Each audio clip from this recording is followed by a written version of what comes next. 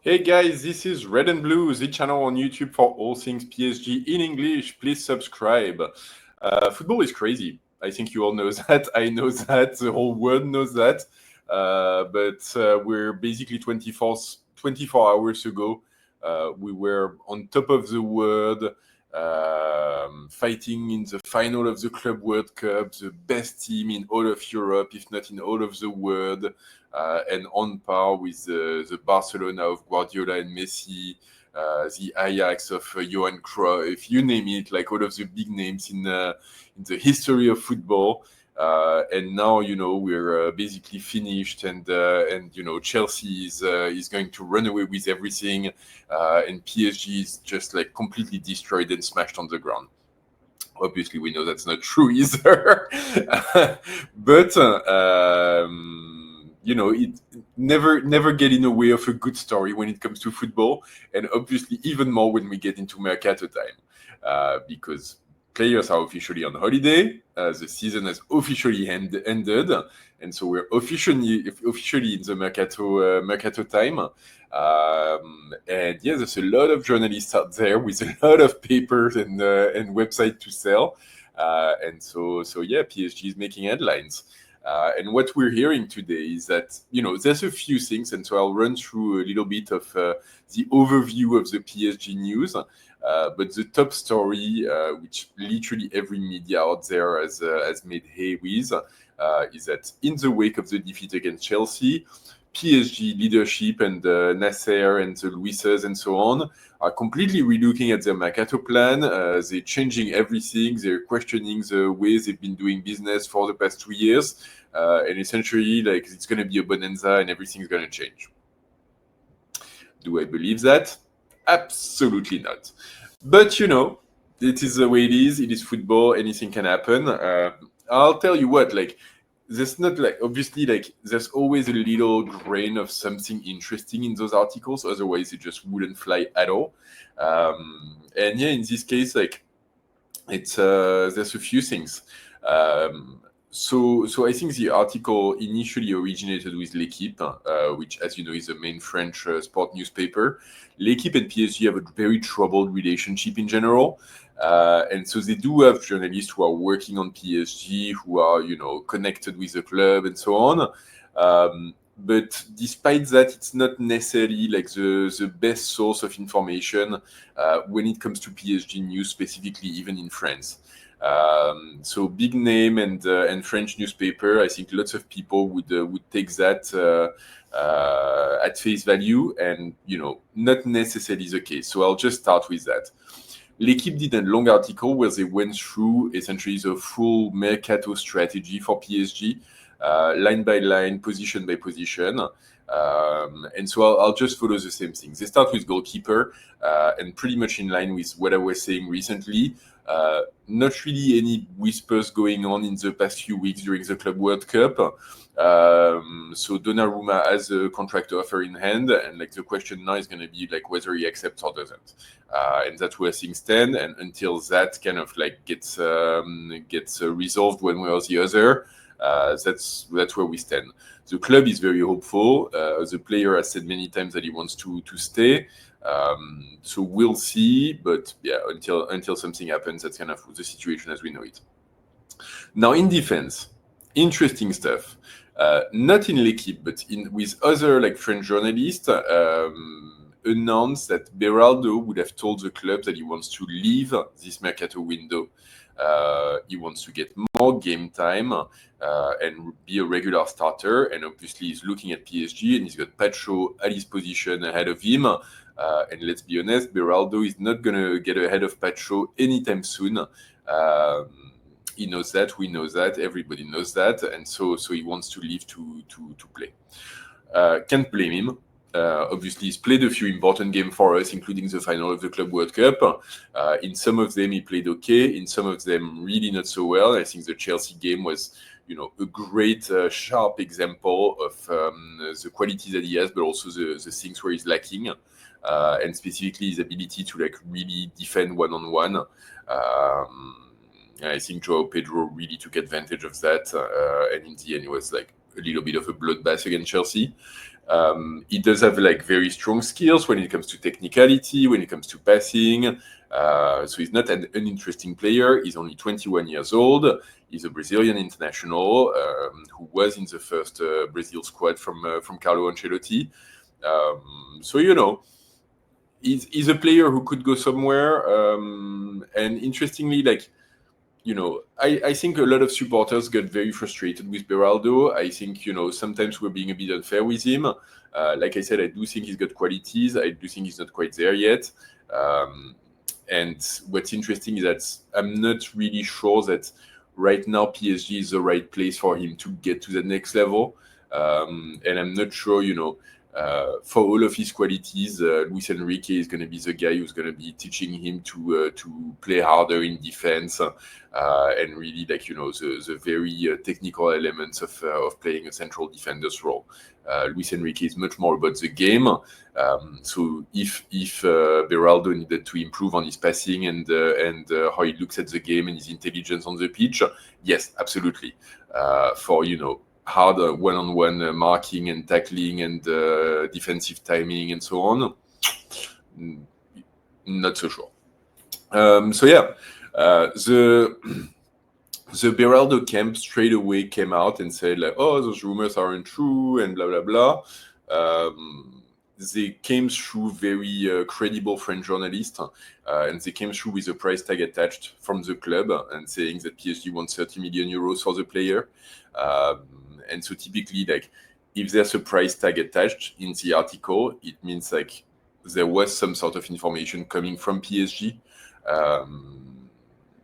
And if it was just PSG who wanted Beraldo out, then the article would have been PSG wants Beraldo out.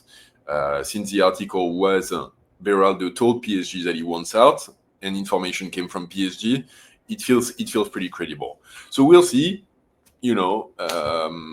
Mercato is crazy. It could go both ways. It's a bit too early to tell. I could see the player getting interest in Spain and Italy in particular. I think like Bundesliga and Premier League in particular might be a little bit too tough for him and really not playing to his strengths. But Atletico Madrid in Spain. I don't know. I'm not even sure like which clubs are qualified for the Champions League. But that I was thinking Juventus Turin as well could be interesting for him. Napoli could be interesting. AC Milan, Inter could be interesting. So yeah, there's a few potential options for him, and so we'll have to keep track on that one. Beyond that, in defense for PSG, it is the place where things will need to happen. Zabarni is still the number one priority. PSG is still trying to close that deal and make it happen. We're still at the point where Bournemouth was trying to recruit Diakité from Lille to cover Zabarni's departure before it even happens.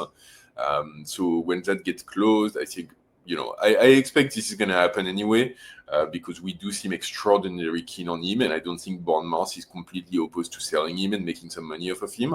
But we'll see. Beyond that, if Beraldo leaves, it could mean that we also look for a lefty central defender, someone who could come in for Pacho. Kimpembe is, very sadly not an option anymore. Lucas Hernandez, there's still big question marks in terms of his level of fitness and how he's recuperating from injury.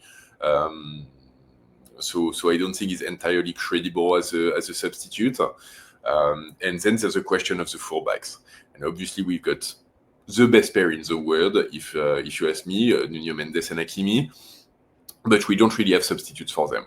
And so that's going to be also a big part of the conversation. I think both in terms of what players we'd be bringing in, but also tactically, how do we look at covering for those positions?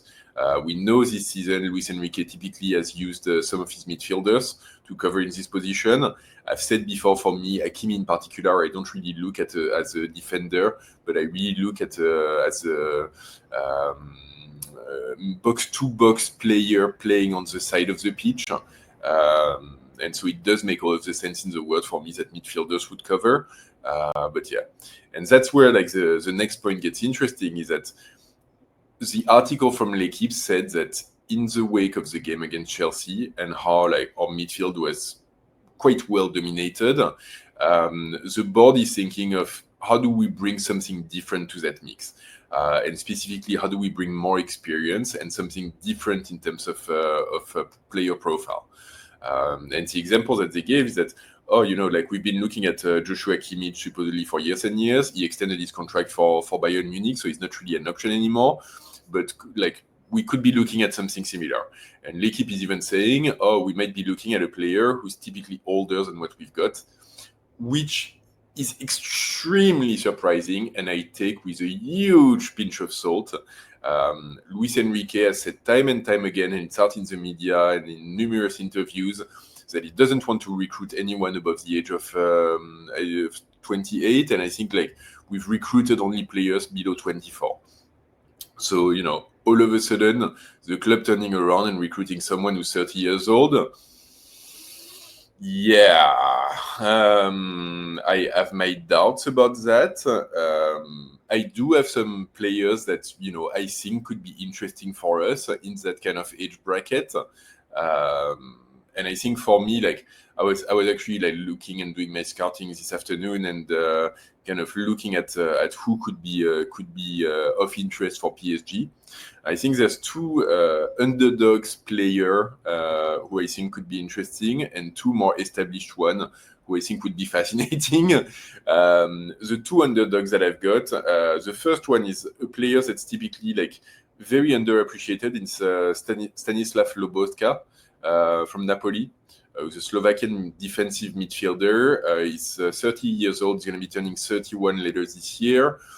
He's been playing in Napoli for I think 5 or 6 years. So he used to play with Fabian before he joined us, and it's been,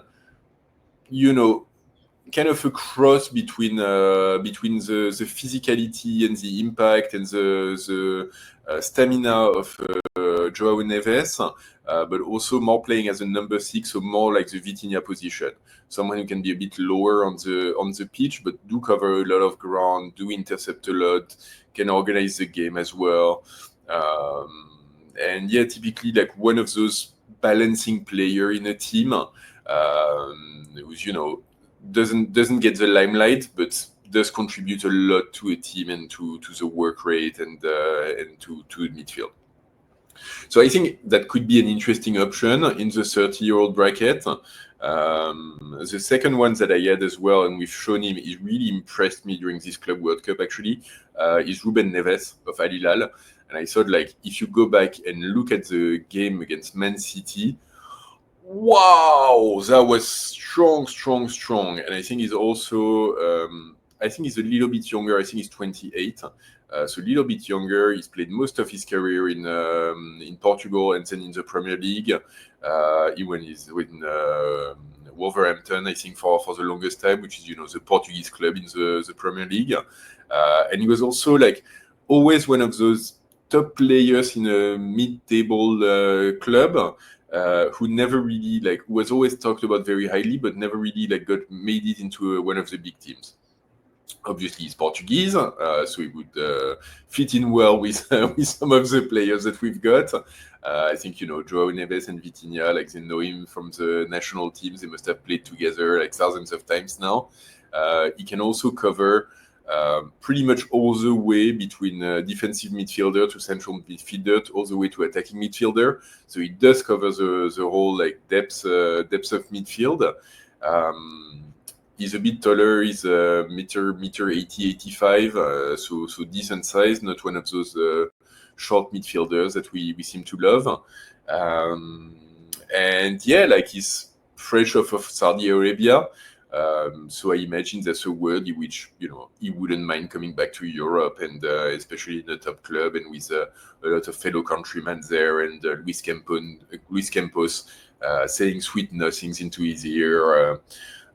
So yeah, I think more of an outside choice, but I could definitely see him being additive to our midfield as well. And then, like I said, there's two other options which I think are a lot more established, which I think also could be very interesting. It's more pipe dreams, and it would take stars lining up in a very special way for either one of them to happen. But it's not completely impossible either.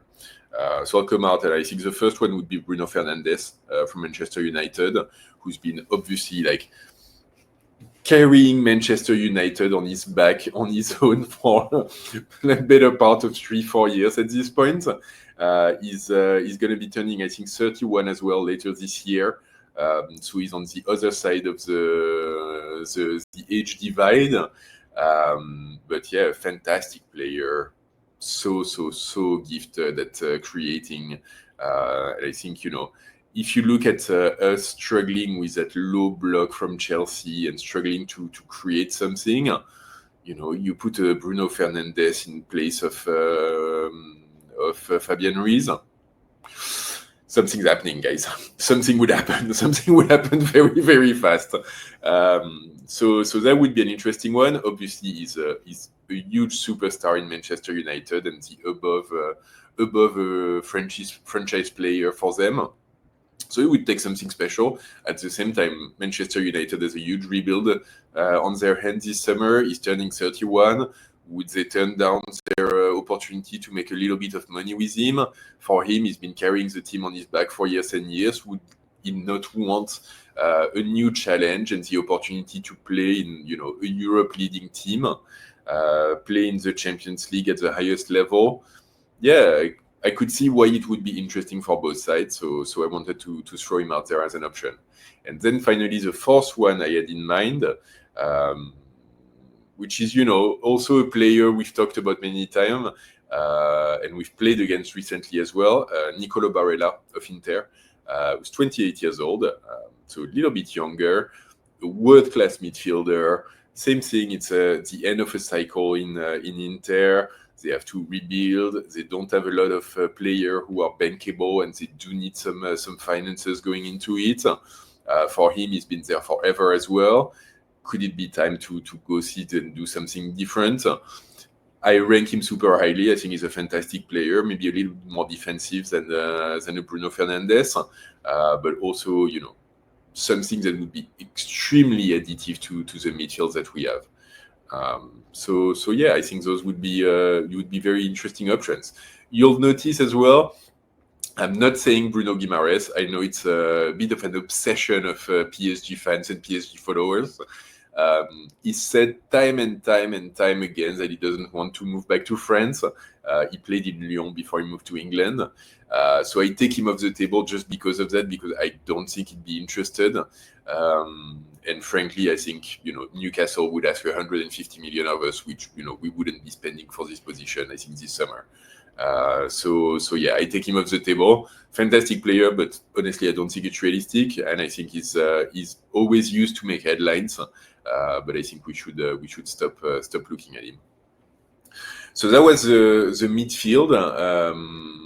I do think we need some depth there, because ultimately our starting midfield trio of Vitinha, Fabian Ruiz, and João Neves has been world class this season and has really won us the Champions League. At the same time, Warren,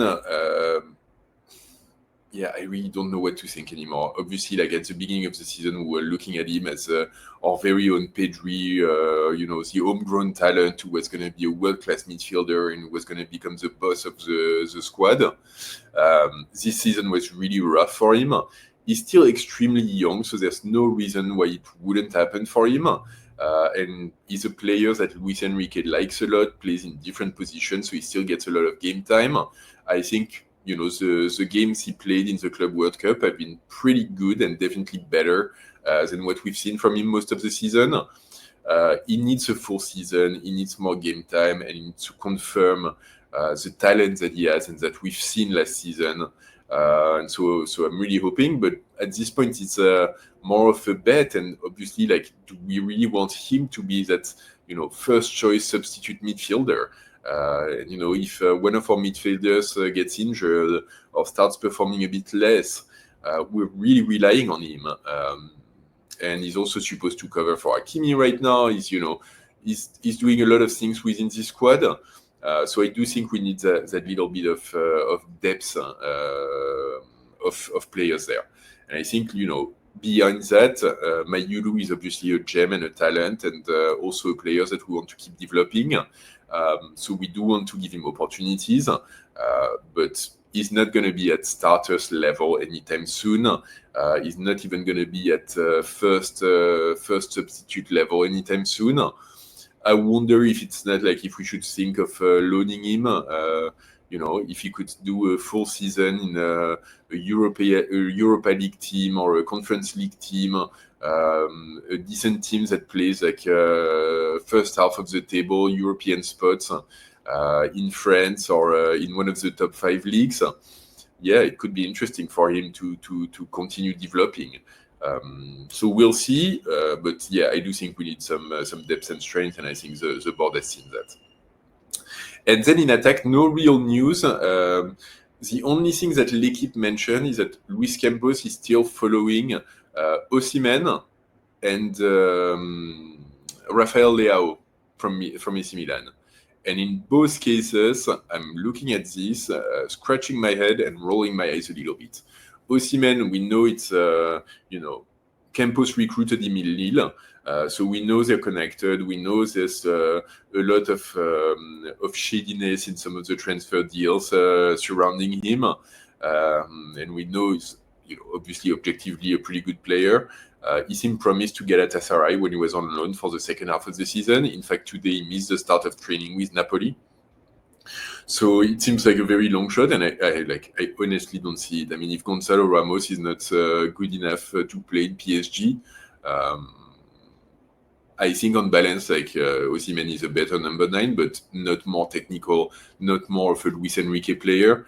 So I have a really hard time seeing that. And Rafael Leão, I mean, we already have literally, we've got Barcola and Kvara on the left. I mean, what exactly would we do with him, a left winger who's not as good as the two that we already have, who's notoriously inconsistent as well in his game. Do journalists even think before they print stuff? It makes absolutely no sense to me. So we'll have to see, but really don't believe in this one. I think the priority is going to go back to that right winger with a left-footed right winger that we talked about. Matsantuono went to Real Madrid, so we need to find new option. Akliouche in Monaco, I think, is still super expensive. We'll see what Luis Campos can come up with. The Rodrigo rumor is going to come back. You know it, I know it. It's going to be it's going to happen. So in other news, I saw not PSG related, but Arsenal is apparently planning on spending 300 million euros on their Mercato. So they've already signed players, and they're looking at Gyökeres for 70 million euros plus. They're looking at Madueke from Chelsea for 60 million euro. They're signing players left and right and center, and just would they bring Rodrigo as well for a 100 million euro fee? I mean, it'd be crazy, but it's a Premier League, so weirder things have happened. So we'll see about this one, but I do expect it's going to come back in the news and be making headlines as soon as the Madrid press is done knocking down on and hating on Mbappe and Vinicius Junior. They're going to come back to this and try to sell Rodrigo to every big team in Europe anyway, which we're part of. So yeah. So anyway, that's kind of the latest on Mercato. Things are heating up. It's happening. It's it's mid-July. We've had football until very, very late, but now it's time for madness. That's the fun part of the season. We've got 3 weeks with the players being on holiday as well. So Luis Campos' summer job has just started. So watch this space. It's definitely gonna keep happening. So guys, I'll leave it there. Thanks so much for watching. As always, do leave a like on this video. Please subscribe to the channel and hit the bell to get notified of future videos. We're going to be following this all summer. Obviously, the Chelsea team was good at least for one thing, which is to remind us that we still have a lot of work ahead of us and a lot of improvements that we can make. So it is going to get exciting, I think, and it is going to get pretty meaningful in terms of making sure we can stay on top next year. So do subscribe and comment as well here. Let me know what you think of the L'Equipe article. What's among this bunch of rumors and news and so on? Like, what do you think is real? What do you think is not? And which older midfielder do you think would be right for PSG? In the four that I said, or even if you have other ideas, let me know about that. So thanks for this, thanks for watching, and I'll talk to you guys later. And don't forget, in summer or not, in Mercato or not, ici c'est Paris!